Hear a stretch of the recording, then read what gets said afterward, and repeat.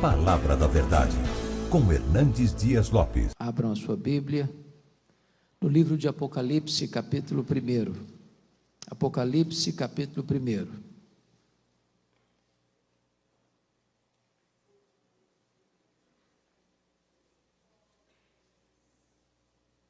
Faremos a leitura do verso 9 ao verso 13.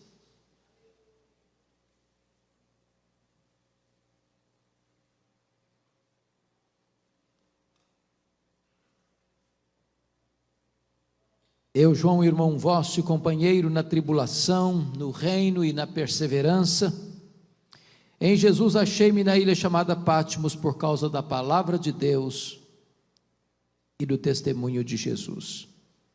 Achei-me em espírito no dia do Senhor, e ouvi por detrás de mim grande voz como de trombeta dizendo: o que vês, escreve em livro e manda às 7 igrejas: Éfeso, Esmirna, Pérgamo, Tiatira, Sardes, Filadélfia e Laodiceia. Voltei-me para ver quem falava comigo, e voltado vi 7 candeeiros de ouro, e no meio dos candeeiros um semelhante a filho de homem. Capítulo 3, versos 14 a 22. Ao anjo da igreja em Laodiceia escreve: estas coisas diz o Amém, a testemunha fiel e verdadeira, o princípio da criação de Deus. Conheça as tuas obras, que nem és frio nem quente. Quem dera fosses frio ou quente. Assim, porque és morno, nem és quente nem frio, estou a ponto de vomitar-te da minha boca. Pois dizes: estou rico e abastado, e não preciso de coisa alguma, e nem sabe que tu és infeliz, sim, miserável, pobre, cego e nu. Aconselho-te que de mim compres ouro refinado pelo fogo para te enriqueceres, vestiduras brancas para te vestires, a fim de que não seja manifesta a vergonha da tua nudez, e colírio para ungir os teus olhos, a fim de que vejas. Eu repreendo e disciplino a quantos amo, sê pois zeloso e arrepende-te. Eis que estou à porta e bato. Se alguém ouvir a minha voz e abrir a porta, eu entrarei, cearei com ele e ele comigo. Ao vencedor dar-lhe-ei sentar-se comigo no meu trono, como eu venci, sentei com meu Pai no seu trono. Quem tem ouvidos, ouça o que o Espírito diz às igrejas. Amém. Eu quero falar nesta noite sobre a restauração do fervor espiritual. Os tempos sombrios da perseguição à igreja haviam chegado, desde que Nero, com 17 anos de idade, tornou-se imperador de Roma, no ano 54 da era cristã. Nero era um homem louco, violento, devasso, sanguinário. Mandou matar sua própria mãe e outros membros da sua família.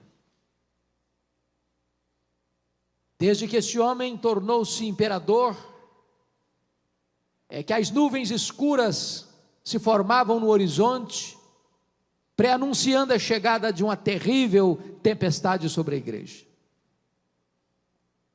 10 anos depois, no ano 64, especialmente no dia 17 de julho de 64, esse mesmo imperador, segundo os melhores historiadores, querendo construir uma Roma mais bela por causa da sua megalomania, colocou fogo na capital do império, e subiu para o alto da torre de Mecenas, vestido de ator, tangendo a sua lira, e enquanto ele assistiu o espetáculo das chamas devorando a cidade de Roma.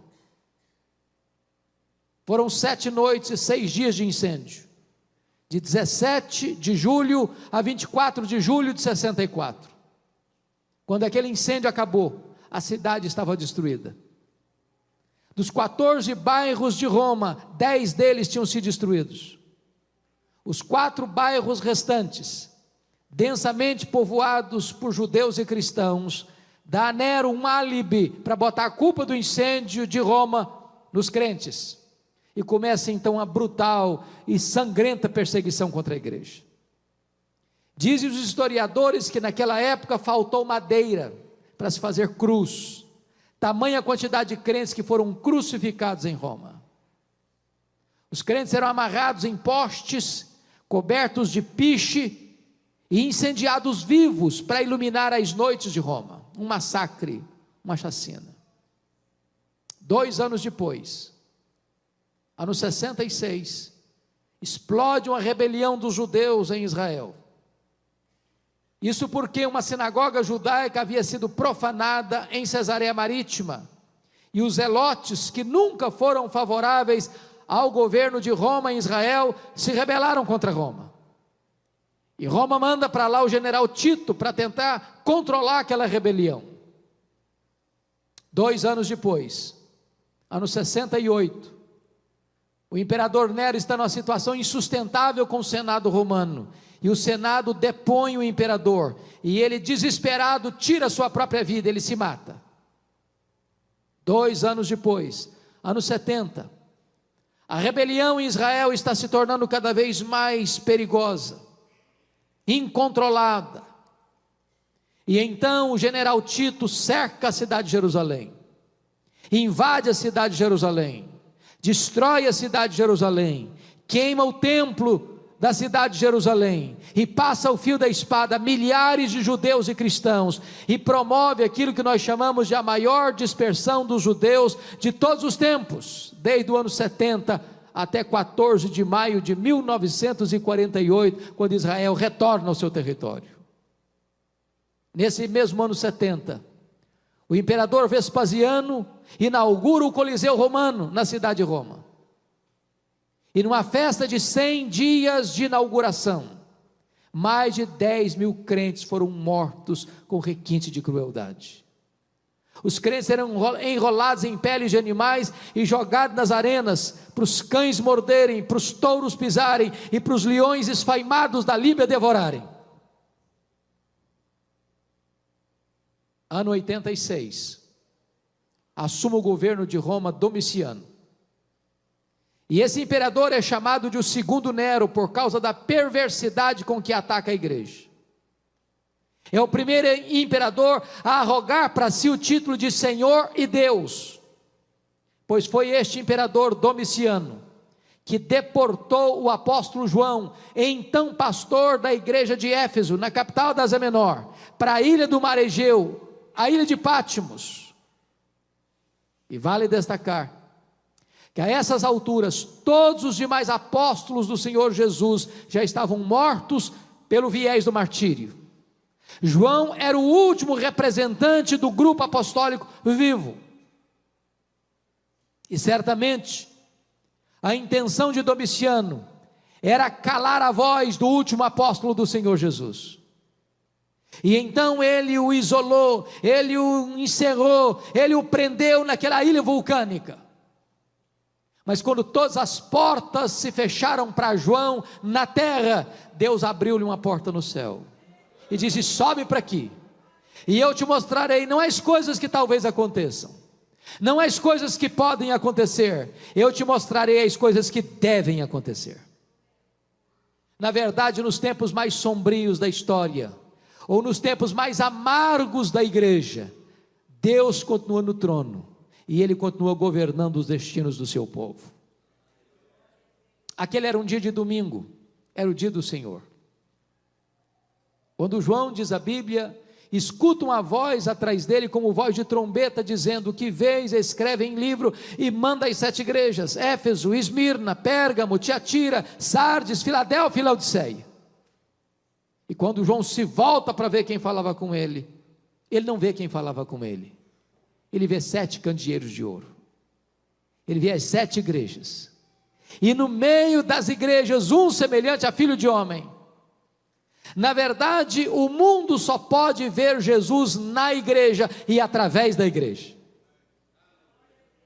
Mas o Cristo que João vê, não é o Cristo suando sangue, profundamente angustiada até a morte, prostrado sobre os seus joelhos, com o rosto em terra, clamando e chorando, suando sangue.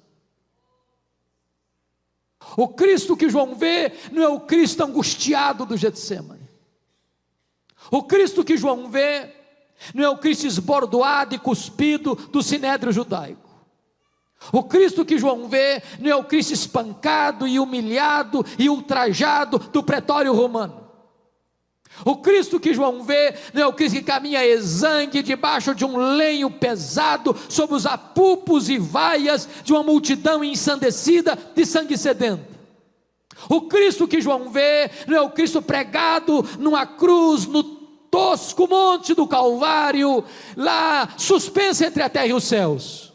O Cristo que João vê é o Cristo da glória, é o Cristo vencedor, é o Cristo onipotente, é o Cristo todo-poderoso.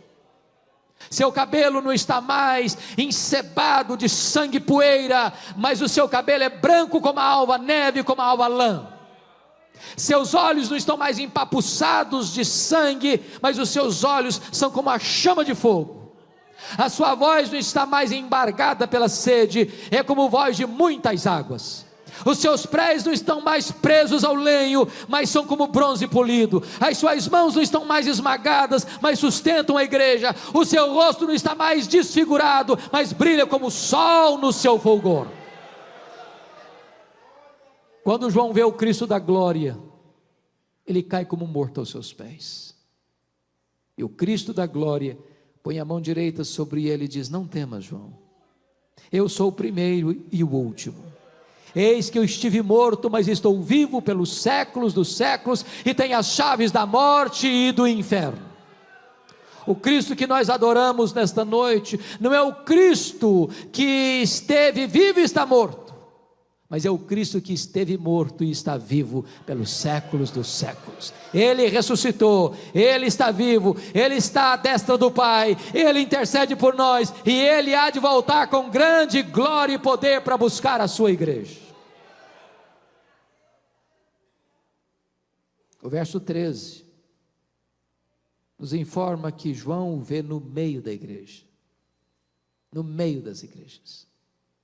Eu quero dizer para vocês nesta noite que Jesus também está aqui no meio da igreja. E é porque Ele está aqui que você e eu estamos aqui. É porque Ele está aqui que este encontro é tão importante. É porque Ele está aqui é que nós podemos ter esperança que algo maravilhoso vai acontecer nesta noite. É porque Ele está aqui que os cativos podem ser libertos, que os enfermos podem ser curados, que os perdidos podem ser salvos.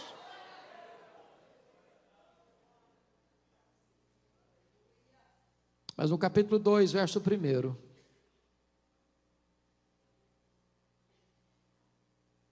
somos informados de que Jesus não está apenas presente no meio da igreja. Está escrito aí que Ele está andando no meio da igreja. Eu quero dizer para você que Jesus não apenas está aqui, Ele está andando entre nós. Ele está andando entre nós para sondar a igreja, para examinar a igreja, para investigar a igreja, para corrigir a igreja, para disciplinar a igreja, para fazer promessas para a igreja. E na medida que Ele anda no meio das igrejas, há um estribilho que se repete em todas as cartas, e o estribilho é este: eu conheço, eu conheço, eu conheço, eu conheço, eu conheço, eu conheço, eu conheço. Para 5 dessas 7 igrejas, Jesus vai usar a mesma expressão. Para a igreja de Éfeso, para a igreja de Tiatira, para a igreja de Sardes, para a igreja de Filadélfia, para a igreja de Laodiceia, Ele vai dizer assim: eu conheço as tuas obras.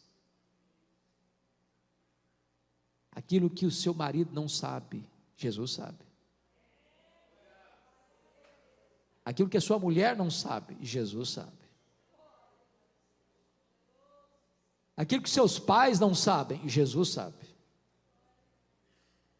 Aquilo que o seu pastor não sabe, Jesus sabe. Aquilo que você fechou a porta para ninguém ver, Jesus estava lá. Aquilo que você fez escondido, aquele cujos olhos são como chama de fogo, estava vendo. Ele conhece as nossas obras. Mas para a igreja de Esmirna, a mais pobre igreja da Ásia, Jesus vai usar uma outra expressão. Ele vai dizer assim: eu conheço a tua tribulação e a tua pobreza, mas tu és rico. Eu quero dizer para você que Jesus conhece a sua dor, Ele conhece os seus gemidos, Ele conhece as suas lágrimas, Ele conhece as suas noites indormidas, Ele conhece as suas madrugadas insones, Ele conhece os soluços do seu coração, Ele sabe os dramas que você está vivendo lá dentro da sua família, Ele sabe aquilo que machuca e fere a sua vida, Ele sabe. Mas Jesus me choca, porque você e eu temos ideia do que seja uma igreja rica. Nós temos uma ideia do que é isso. O que é uma igreja rica para nós? É uma igreja que tem muitos membros? É uma igreja que tem um templo suntuoso? É uma igreja que tem um orçamento robusto? É uma igreja que tem muita gente influente na sociedade? Essa é a visão que nós temos. Mas é curioso que Jesus se dirija à mais pobre igreja da Ásia, dizendo assim: eu conheço a tua pobreza, mas tu és rico. Porque o importante não é ser rico na terra, é ser rico no céu. O importante não é ser rico na avaliação dos homens, é ser rico no entendimento de Deus. Por outro lado, a igreja mais rica da Ásia, a igreja que tinha a melhor autoestima da Ásia, a igreja que se olhava no espelho e dava nota máxima para si mesma, a igreja que dizia: eu estou rica e abastada e não preciso de coisa nenhuma. Jesus olha e faz um outro diagnóstico e diz: não, tu és pobre, miserável, cego, nu. Para a igreja de Pérgamo, entretanto, Jesus vai usar uma outra expressão. Ele vai dizer assim: eu conheço o lugar onde tu habitas, onde está o trono de Satanás. E talvez você pergunte: mas por que Jesus disse isso acerca da igreja de Pérgamo? E nós poderíamos ter pelo menos duas pistas para entender o que Jesus está falando. Vocês sabem que Pérgamo era a segunda maior cidade da Ásia, só perdia para Éfeso, que era a capital. Quando se disputava na Ásia Menor qual cidade construiria o primeiro templo de adoração ao imperador romano como um deus, Pérgamo ganhou a concorrência de Éfeso, e Pérgamo construiu o primeiro templo de adoração ao imperador. Possivelmente o que Jesus está dizendo é que qualquer lugar onde um homem seja venerado e cultuado e adorado, aí está o trono de Satanás, porque o humanismo é satânico. Todo culto à personalidade é de inspiração satânica. A segunda razão, possivelmente, é porque Pérgamo hospedava o templo de Esculápio. E Esculápio era o deus da cura. E esse deus pagão, Esculápio, era representado por uma serpente. E pessoas iam do mundo inteiro a Pérgamo para serem curadas por esse deus serpente chamado Esculápio. É por isso que até hoje, quando você vai ao seu médico, você vai ver bordado no jaleco branco do seu médico uma serpente. Isso vem de Pérgamo, isso vem de Esculápio, isso vem do Deus da cura. E o que Jesus está possivelmente nos dizendo é o seguinte: qualquer ídolo criado e forjado pela mente humana é de inspiração satânica.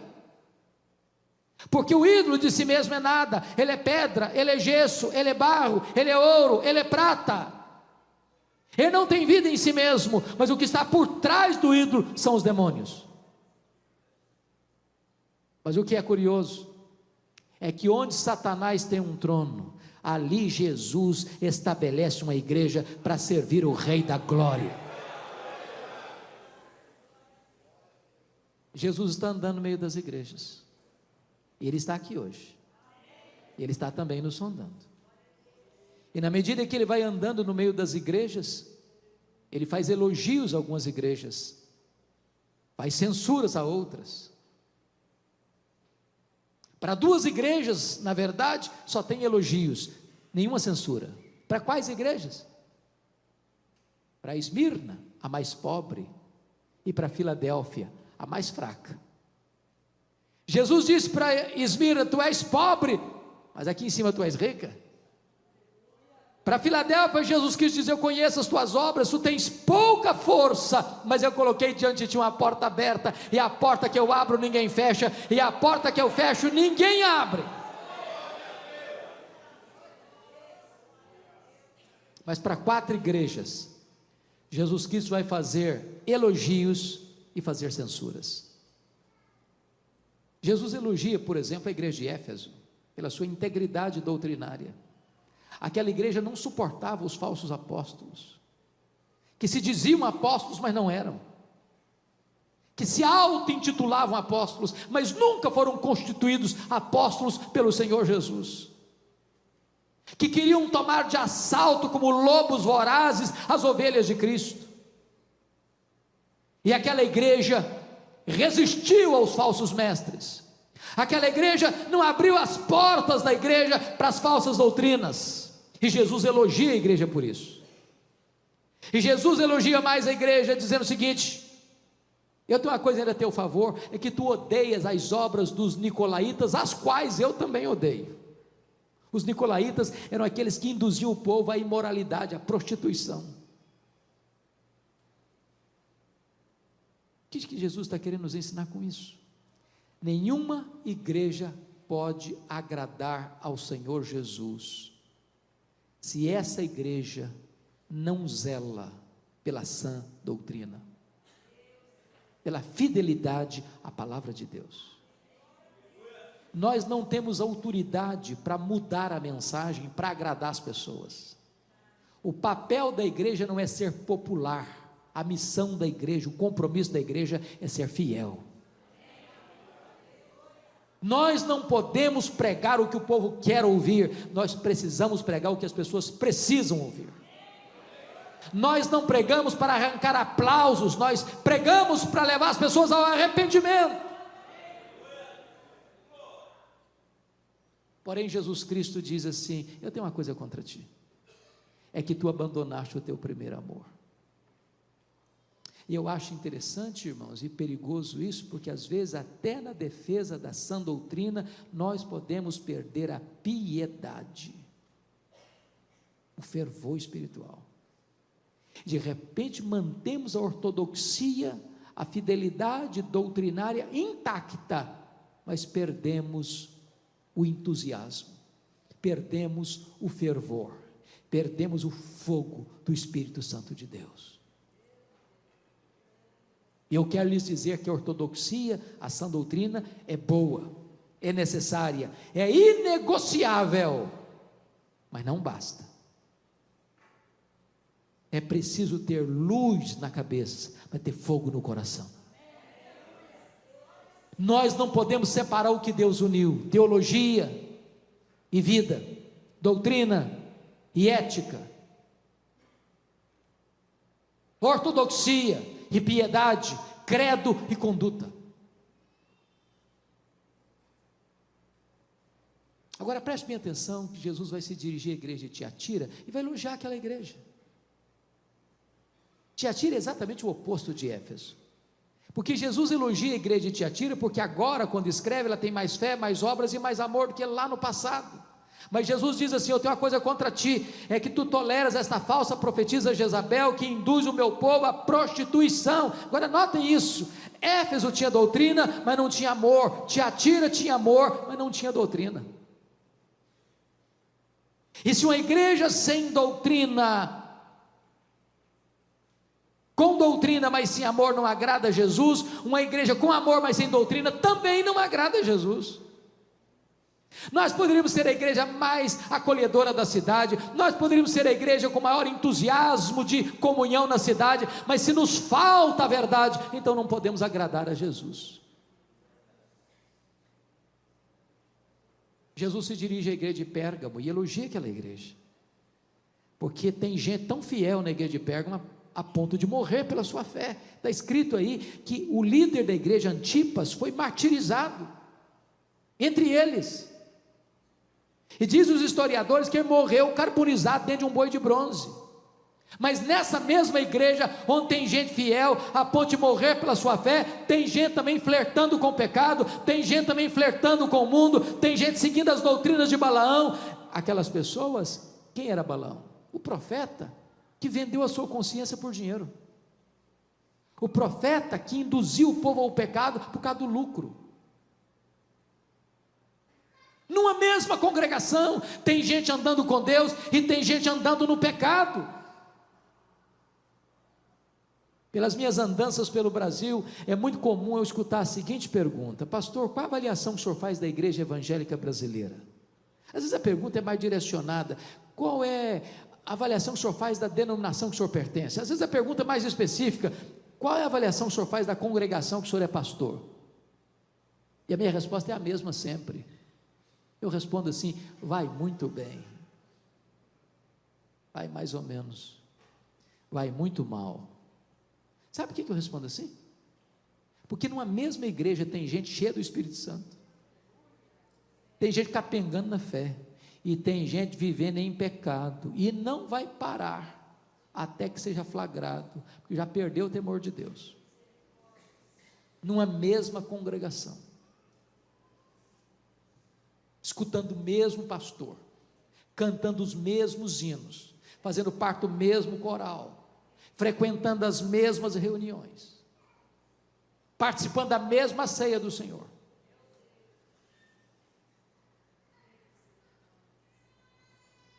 Jesus elogia a igreja de Sardes. Na verdade, aquela igreja tinha um nome na cidade, uma igreja viva, diríamos hoje, uma igreja avivada, talvez um culto vibrante, talvez uma liturgia cheia de emoção. Mas Jesus olha, faz um outro diagnóstico: não, você está morta. Tem uns poucos aí ainda que não contaminaram as suas vestiduras. E Jesus, irmãos, me choca tanto, porque o diagnóstico dele difere tanto do meu às vezes. Para a igreja que diz que é pobre, Jesus diz que ela é rica. Para a igreja que diz que ela é rica, Jesus: não, você é pobre. Para a igreja que diz que está viva, Jesus diz: não, você está morta. Para a igreja que é fraca, Jesus diz: mas eu coloquei diante de você uma porta aberta. O que é importante não é a opinião que eu tenho de mim mesmo. O que é importante não é a opinião que os outros têm de mim mesmo. O que é importante é o que Jesus diz a meu respeito. Nós podemos estar enganados a respeito de nós mesmos, os outros podem estar enganados acerca de nós mesmos, mas Jesus não tem uma opinião, Jesus tem um diagnóstico. Ele está andando no meio das suas igrejas. Mas agora, queridos, eu gostaria que todos abrissem comigo a Bíblia, no capítulo 3, versos 14 a 22, porque para uma das 7 igrejas, Jesus não faz nenhum elogio, apenas censura. A igreja de Laodiceia. E eu queria que nós pudéssemos debruçar um pouquinho agora sobre esse texto, porque esta igreja, curiosamente, é a igreja que tem a melhor autoestima da Ásia. Se fosse fazer uma avaliação, cada um avaliar a si mesmo, essa igreja teria a melhor nota. Se fosse perguntar na cidade qual igreja tiraria a melhor nota, essa ganharia também. Mas essa é a única igreja que está provocando náuseas no Filho de Deus. E eu queria olhar para esse texto sobre 3 perspectivas. Dos versos 15 a 17, Jesus está fazendo um diagnóstico. Dos versos 18 a 20, Jesus está fazendo um apelo. Dos versos 21 a 22, com base no verso 14, Jesus está fazendo uma promessa. Portanto, nós vamos falar de 3 coisas agora: diagnóstico, apelo, promessa. Eu não sei se você já parou para perguntar o seguinte: por que Jesus usou as figuras que usou aqui nessa carta? Por exemplo, frio, quente, morno, ouro puro, vestes brancas, colírio. Por que ele está usando essas figuras? Certamente não são figuras aleatórias. Jesus era o maior e é certamente único em comunicação. Jesus não era apenas fiel, ele era também relevante. Jesus não era daquele tipo de pregador que dava respostas para perguntas que não estavam sendo feitas. Jesus conhecia o texto e conhecia o contexto, ele conhecia o povo e conhecia a cultura. Por que ele usou essas figuras? Por exemplo, por que ele usou essa figura? Conheça as tuas obras, que nem és frio nem quente. Quem dera fosses frio ou quente, mas porque tu és morno, nem és quente nem frio, estou a ponto de vomitar-te da minha boca. Por que ele disse isso? Vocês sabem? E a cidade de Laodiceia ficava na região mais rica da Ásia Menor, no chamado Vale do Rio Lico. E nesse Vale do Rio Lico ficavam 3 cidades, 9 quilômetros distantes uma da outra: a cidade de Hierápolis, a cidade de Colossos e a cidade de Laodiceia. As cidades eram tão próximas que quando Paulo escreveu sua carta aos Colossenses, ele pede para que a mesma carta fosse lida na igreja de Hierápolis e na igreja de Laodiceia, porque era uma micro-região, era uma única região urbana. Curiosamente, Hierápolis era a cidade das fontes das águas quentes, era a nossa Caldas Novas brasileira. De uma montanha rochosa chamada Castelo de Algodão, rochas calcárias brancas, brotam águas quentes que vão formando e caindo em cascatas, formando piscinas naturais, e as pessoas vinham e vêm até hoje do mundo inteiro para tomar banhos terapêuticos nas águas quentes de Hierápolis. Do outro lado do rio Lico ficava Colossos, mundialmente conhecida pelas suas fontes de águas geladas, de águas frias, que também eram águas terapêuticas. Porém, Laodiceia, a maior das 3 cidades, não tinha fontes nem de águas quentes, nem de águas geladas. As águas que chegavam em Laodiceia vinham das montanhas por meio de aquedutos e chegavam lá mornas, tépidas, impróprias para beber e impróprias para uso terapêutico. E Jesus pega o gancho da geografia e diz: quem dera tu fosses quente como as águas de Hierápolis, quem dera tu fosses frio como as águas de Colossos, mas porque tu és morna como as águas que chegam na cidade, eu estou a ponto de vomitar-te da minha boca. Por que Jesus a figura do ouro? É porque Laodiceia era o maior centro bancário da Ásia Menor, era a cidade dos endinheirados. E Jesus diz: vocês se orgulham tanto da riqueza de vocês, pois espiritualmente vocês estão pobres. Por que Jesus usa a figura das vestes? Porque Laodiceia era o maior centro têxtil da Ásia Menor, multiplicavam-se as fábricas de roupa, a lã negra era mundialmente conhecida, produzida naquela cidade, e Jesus diz: vocês se orgulham tanto das suas fábricas de roupa, pois espiritualmente vocês estão nus. Por que Jesus usou a figura do colírio?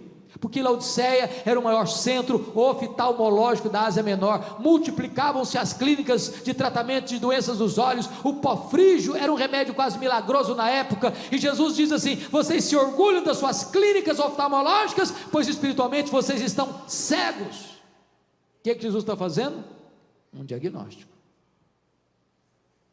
Mas sabe, pastor Nilton, o que mais me choca no diagnóstico de Jesus não é o que Jesus vê, é o que Jesus não vê. Eu queria que uma hora você sentasse em casa e lesse as 7 cartas numa sentada só. Você vai notar algo curioso. Por exemplo, Jesus não faz a esta igreja nenhuma denúncia de desvio doutrinário. Não tem falsos mestres incomodando a igreja, como lá em Éfeso. Não tinha heresias na igreja, como tinha entrado já em Pérgamo, Tiatira. Nós diríamos hoje que Laodiceia era uma igreja ortodoxa, fiel à doutrina. Não tinha falsos mestres, não tinha falsos apóstolos, não tinha profetisas de Jezabel, não tinha doutrina de Balaão, não tinha doutrina de Nicolaitas, não tinha ninguém perturbando a sã doutrina da igreja. A igreja era íntegra teologicamente, e apesar disso, estava provocando náuseas no Filho de Deus. Leiam as 7 cartas. Segundo lugar, vocês não verão qualquer denúncia de Jesus de problemas morais na igreja. Tinha problema moral na igreja de Pérgamo, tinha problema moral na igreja de Tiatira, tinha problema moral na igreja de Sardes, mas não há denúncia de Jesus de problemas morais na igreja de Laodiceia. Não tinha escândalos na igreja, a liderança não tinha que disciplinar nenhum membro. A igreja desfrutava de uma excelente reputação na rua e uma excelente reputação diante do espelho. Não obstante ser uma igreja ortodoxa e ética, essa igreja está provocando náuseas no Filho de Deus.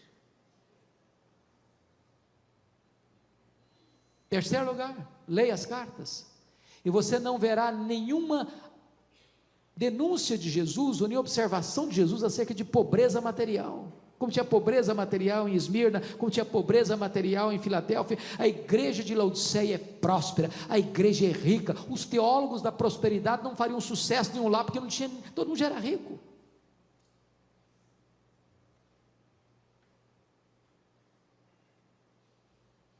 Mas em quarto lugar, leiam, perceberão outra coisa: não há nenhuma denúncia de Jesus de perseguição a essa igreja.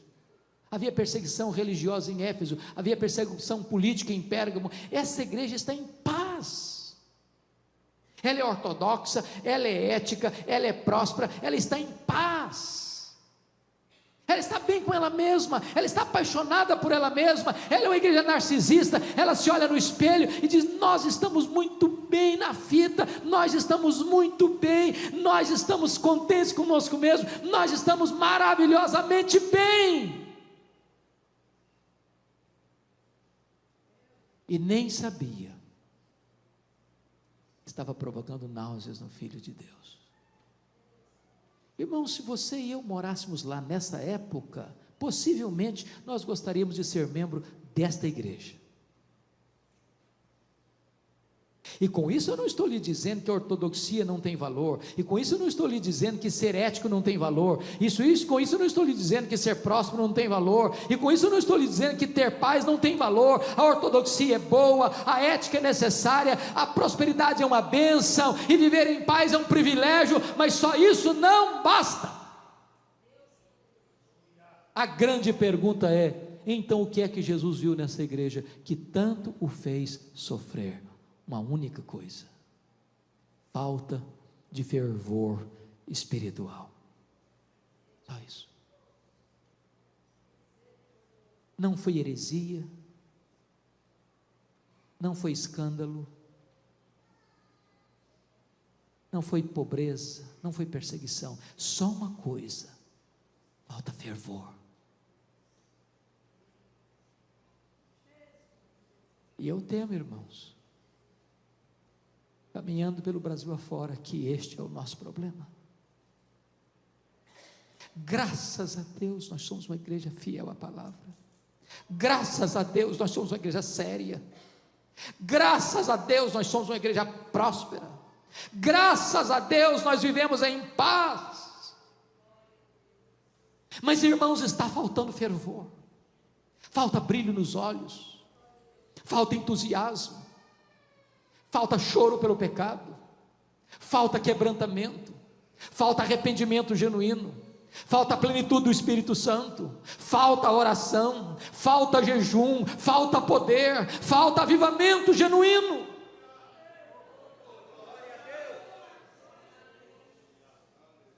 Preservamos a ortodoxia, preservamos a sã doutrina, preservamos a ética. Deus tem nos dado além do que nós necessitamos. Vivemos em tempos de paz relativa, mas, amados irmãos, está faltando fogo, o fogo do Espírito Santo de Deus, o fogo que ilumina, o fogo que aquece, o fogo que purifica, o fogo que alastra.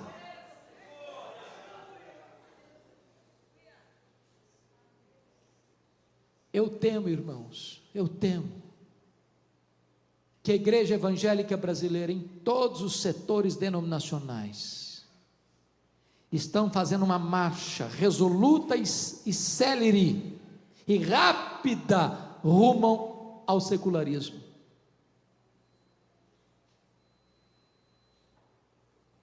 A vida dos crentes não é tão diferente daqueles que não são crentes. O número de divórcio dentro das nossas igrejas é quase o mesmo fora da igreja. O número de rapaz e moça que vai para a cama com um namorado é quase a mesma quantidade daqueles que não são crentes. O número de crentes que mente no seu trabalho, que é desonesto nos seus negócios, é quase o mesmo daqueles que não são crentes.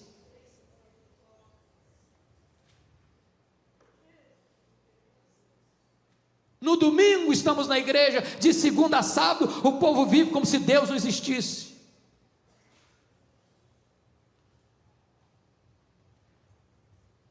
Eu não sei como é que os irmãos têm lidado, mas eu confesso que às vezes eu me angustio profundamente com algumas coisas que estão acontecendo hoje. As nossas festas de casamento dos crentes, em muitos lugares no Brasil, estão se tornando uma vergonha. Uma vergonha. Você faz um culto precioso, abençoado na igreja. Aí você vai para um rico cerimonial, e quanto mais rica a família, pior fica. E lá no cerimonial o pau quebra, o pau quebra. A música que rola lá não tem nada a ver com Deus mais.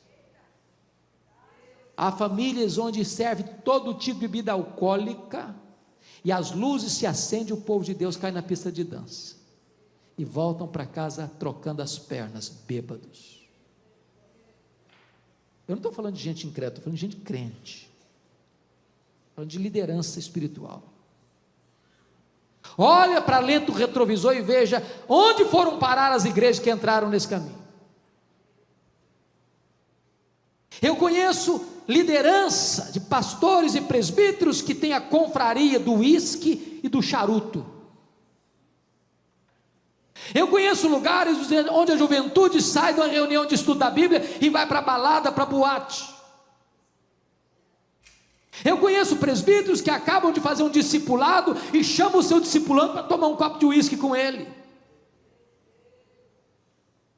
Recentemente eu estive pregando nos Estados Unidos e um pastor de uma denominação ortodoxa recebeu uma carta da liderança para os pastores, perguntando para os pastores que tipo de charuto e que tipo de cervejas queriam tomar na reunião de confraternização.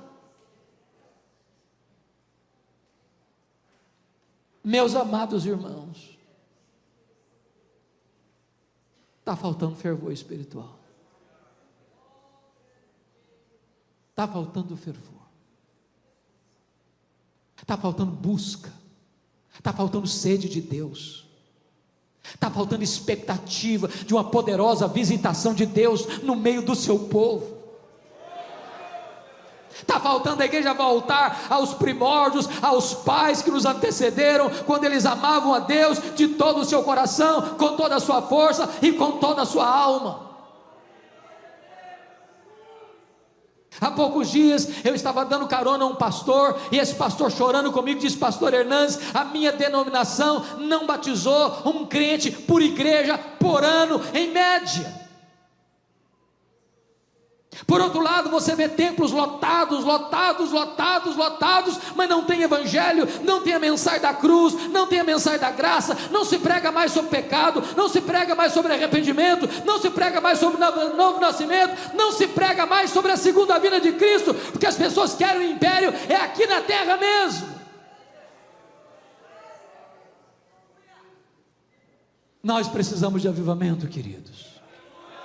Nós precisamos de fervor espiritual.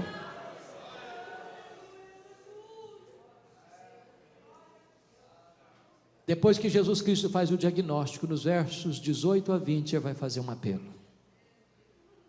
E que eu acho maravilhoso é que Jesus se apresenta à igreja no verso 18 como um mercador, como um mascate, como um vendedor ambulante. Aconselho-te que de mim compres ouro refinado pelo fogo, a fim de te enriqueceres, vestiduras brancas, a fim de te vestires, para que não seja manifesta a vergonha da tua nudez, e colírio para ungir os teus olhos, a fim de que vejas. Jesus poderia dar ordens, mas ele dá conselhos, mas ele nos dá uma pista, como restaurar o fervor.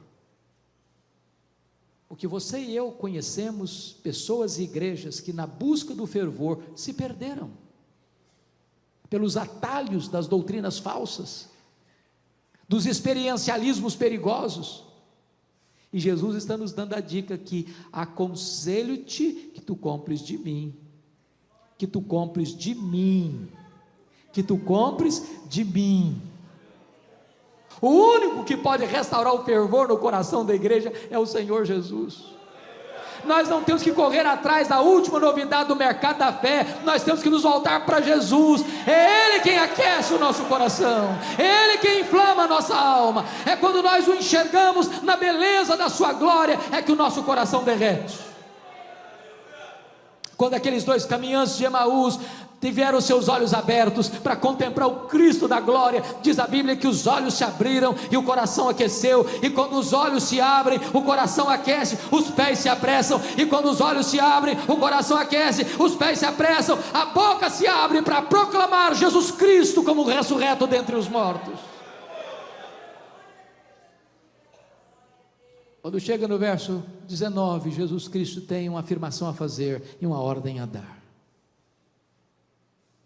Eu confesso para vocês que toda vez que eu leio esse texto, eu me sinto constrangido, e quando eu prego, mais ainda.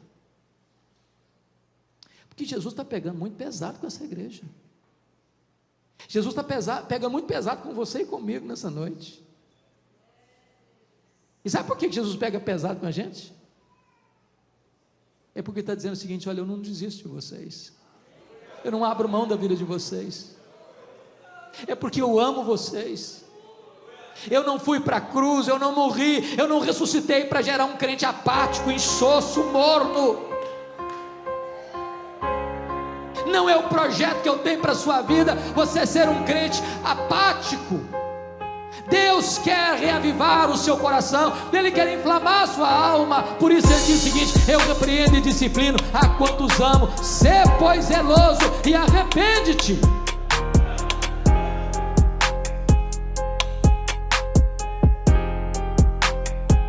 Quando chega o verso 20, Jesus Cristo se apresenta mais uma vez e diz: eu estou à porta e bato. Se alguém ouvir a minha voz e abrir a porta, eu entrarei, serei com ele e ele comigo. Mas prestem atenção aqui, irmãos, do perigo, que a igreja de Laodiceia está muito feliz com ela mesma. Eu diria que essa igreja está embriagada, apaixonada por ela mesma. Ela se olha no espelho, está encantada com ela. Tudo acontece para ela, com ela, por ela. Ela se basta, ela está satisfeita. Ela se reúne para ela, ela prega para ela, ela canta para ela, ela oferta para ela, tudo gira em torno dela. E aqui é um grande risco, irmãos, de nós nos reunirmos, de nós pregarmos, de nós cantarmos, de nós ofertarmos, e Jesus está do lado de fora, querendo entrar. E Ele insiste: eu estou à porta, eu estou à porta, eu estou batendo, eu quero entrar. E se você abrir a porta, eu vou entrar, eu vou cear com você, você vai cear comigo. Que Jesus nos convide a cear com Ele é um milagre, mas que Ele queira cear conosco é graça. E a única maneira deste fogo acender em nosso coração é nós assentarmos-nos aos pés de Jesus, ao redor de Jesus, à mesa com Jesus, e termos intimidade com Jesus.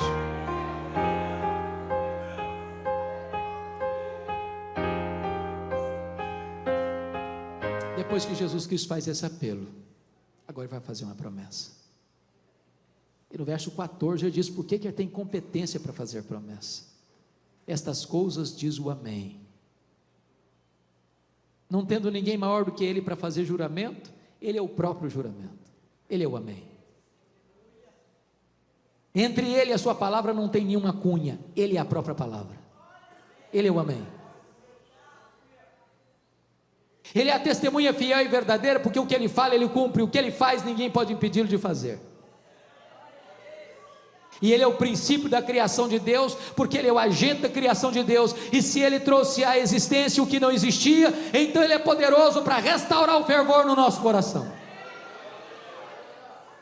E no verso 21 ele vai fazer a promessa: ao vencedor dar-lhe-ei sentar-se comigo no meu trono, como eu venci e sentei com meu Pai no seu trono. E o que eu acho magnífico é a transição do verso 20 para o verso 21, porque Jesus sai da intimidade da mesa para a publicidade do trono. Quem se assentará com ele publicamente no trono? Quem assentou-se com ele intimamente à mesa.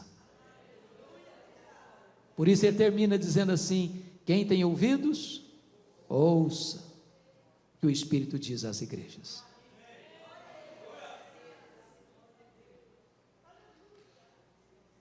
Em julho de 2011 eu fui visitar essas 7 igrejas. Percorri cidade por cidade, igreja por igreja. E eu confesso para vocês que não contive as lágrimas algumas vezes, porque essas 7 igrejas da Ásia, hoje da Turquia, estão literalmente mortas, todas elas. A única coisa que você vê hoje são escombros, monumentos quebrados, pedras reviradas, muita poeira e nenhuma vida. Nessa mesma região hoje não tem 1% de crente. E sabe por que essas igrejas morreram? Porque elas não ouviram o que o Espírito Santo disse a elas.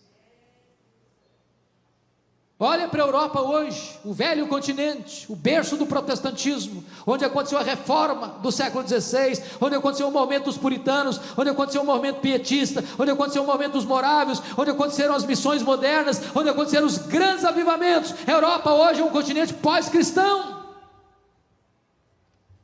Eu estive o ano passado em Genebra, uma cidade que já foi uma maquete do reino de Deus na terra, não tem vestígio de cristianismo em Genebra. Eu estive pregando no ano passado em Londres, na Inglaterra, e um pastor me disse em lágrimas: pastor Hernandes, a Inglaterra não é mais o país de John Wesley, a Inglaterra não é mais o país de George Whitefield, a Inglaterra não é mais o país de William Carey, a Inglaterra não é mais o país de William Wilberforce, a Inglaterra não é mais o país de John Charles Ryle, a Inglaterra não é mais o país de Charles Haddon Spurgeon, a Inglaterra não é mais o país de Mark Lloyd Jones, a Inglaterra não é mais o país de John Stott, a Inglaterra é o país de Richard Dawkins, o patrono dos ateus. Os nossos templos estão sendo vendidos e transformados em mesquitas, em boates, em bares. E sabe por que as igrejas estão morrendo na Europa?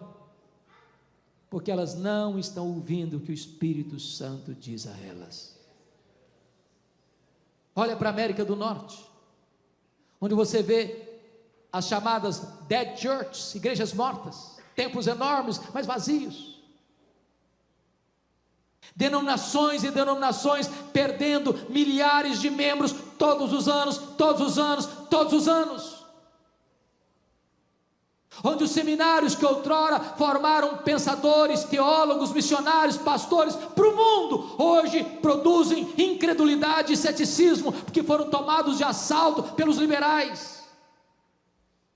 Igrejas até ortodoxas, mas frias, perdem membros ano após ano. E sabe por que as igrejas estão morrendo na América do Norte? Porque elas não estão ouvindo o que o Espírito Santo diz a elas. Olha para o Brasil, onde nós já temos denominações que já se renderam, já se capitularam ao liberalismo, denominações que estão minguando. Olha para o Brasil e você vai ver igrejas lotadas, superlotadas e multidões aos borbotões, mas sem evangelho, sem a graça de Deus. E onde não tem a palavra de Deus, aí Deus não está. onde você vê denominações que permanecem teologicamente íntegras, mas já perderam o seu fervor, já abandonaram o primeiro amor.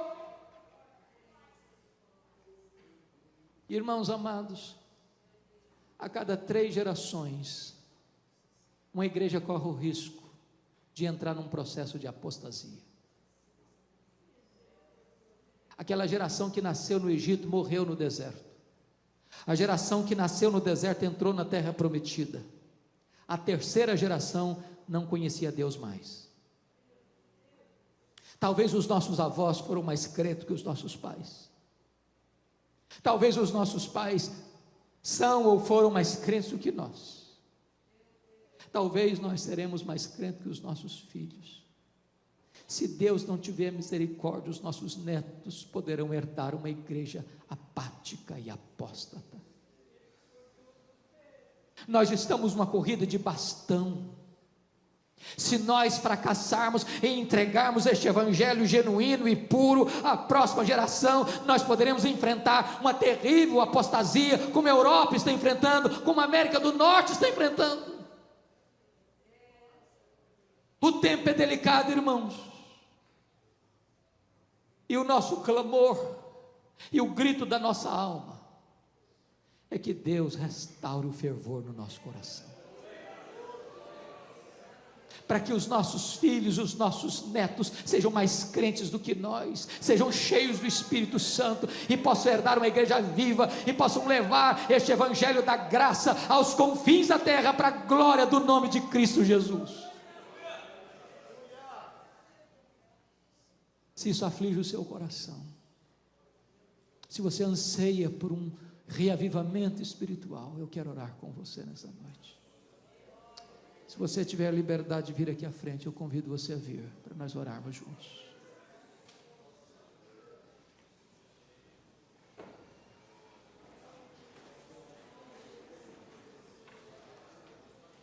Se você quiser vir aqui à frente, pode vir. Nós vamos orar juntos.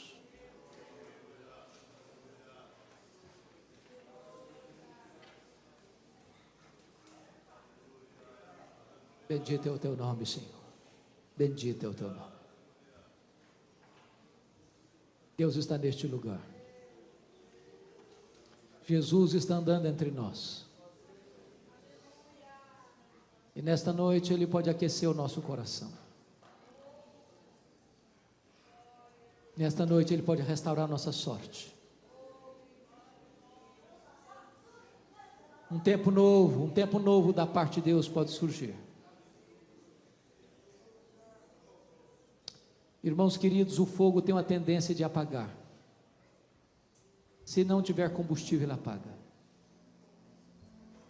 Se nós não nos voltarmos para Jesus, se nós não nos alimentarmos da palavra, se nós não buscarmos a Deus em oração, nós não teremos condições de ter fervor no coração. Talvez você que veio aqui hoje, tem muito tempo que você não sabe mais o que é o coração ficar aquecido. Talvez tenha muito tempo que você não lê mais a sua Bíblia e parece que essa palavra está viva, ardendo no seu coração. Mas Deus pode hoje incendiar sua alma com o fogo do Espírito Santo. Deus, bendito é o teu nome, porque tu estás entre nós nesta noite. Tu és o Deus vivo, Tu és o Deus todo-poderoso. Jesus Cristo, Teu Filho, está entre nós, e Ele venceu a morte, e Ele tem todo o poder nos céus e na terra, e hoje Jesus pode aquecer o nosso coração. Levanta a Tua igreja, Senhor, santifica a Tua igreja, desperta a Tua igreja, reaviva a Tua igreja, e para que esta igreja se levante no poder do Espírito Santo, para legar às futuras gerações uma igreja viva, com um evangelho puro, para a glória do Teu nome. Santifica o Teu povo, fortalece o Teu povo, reanima o Teu povo, restaura a sorte do Teu povo e reaviva a Tua obra no decorrer dos anos, para o louvor da Tua glória, aleluia, em nome do Senhor Jesus, amém e amém. Louvado seja Deus, louvado seja Deus. Dê um abraço no seu irmão, por favor.